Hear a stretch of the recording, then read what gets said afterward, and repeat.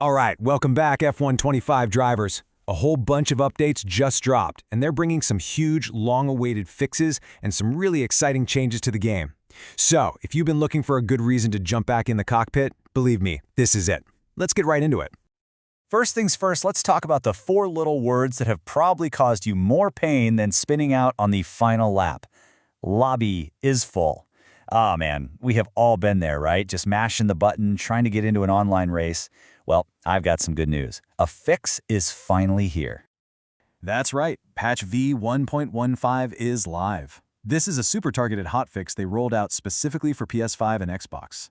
Its one main mission in life? To crush that lobbyist full bug and just generally improve stability. It's a quick, essential update that's all about getting us out of the menus and back on the track where we belong.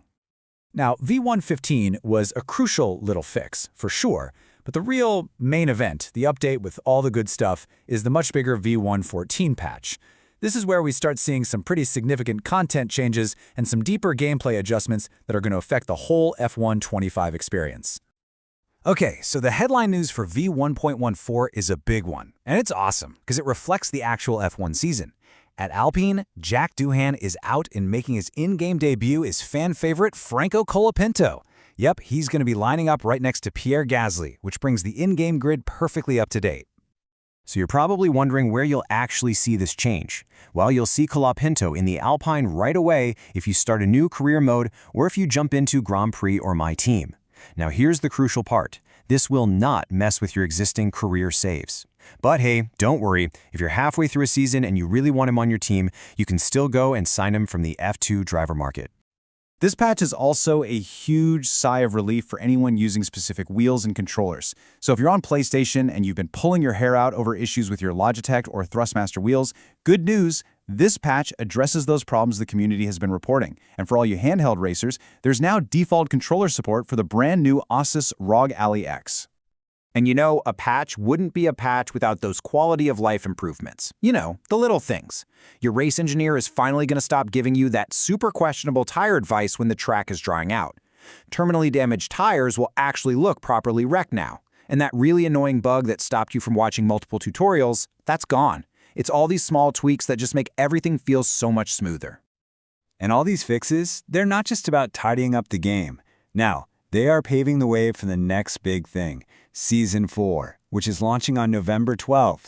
This update is basically laying down the foundation for a whole new podium pass, new items in the store, and of course the latest driver ratings update based on what's happening in the real world. So yeah, get ready for some new stuff to chase. But you know, these two patches, they didn't just appear out of nowhere. They're actually part of a really consistent pattern of support we've been seeing since launch. So let's zoom out for a second and take a look at the bigger picture of how this game has been evolving these last few months. When you look back, you can totally see a rhythm here. Back in October, V1.13 was all about tackling those nasty career mode save issues. September, V1.12 gave us the entire Season 3 and the F2 Championship. And if you go all the way back to July, V1.07 launched Season 2 and that awesome elimination mode. It's pretty clear that every single month is bringing some kind of significant change or fix. And when you actually add it all up, that's more than 7 big patches just since the summer. That shows a real commitment, you know? A commitment to refining the game, adding new content, and actually responding to the issues that we, the players, are running into.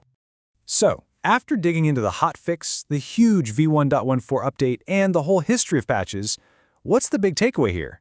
What does this constant stream of updates really mean for us? It boils down to this. The developers are listening. I mean, the patch notes themselves literally mention community-reported issues. From fixing very specific racing wheels to adding a driver that the fans have been screaming for, the message couldn't be clearer. Our feedback is actually being heard and they're acting on it. And that, of course, brings us to the future. With Season 4 right around the corner, this whole cycle of feedback and updates is just going to keep going. So the big question is, for you now, what's next on your personal wish list? What's the one feature or the one fix that you're hoping to see in the very next patch? Let me know.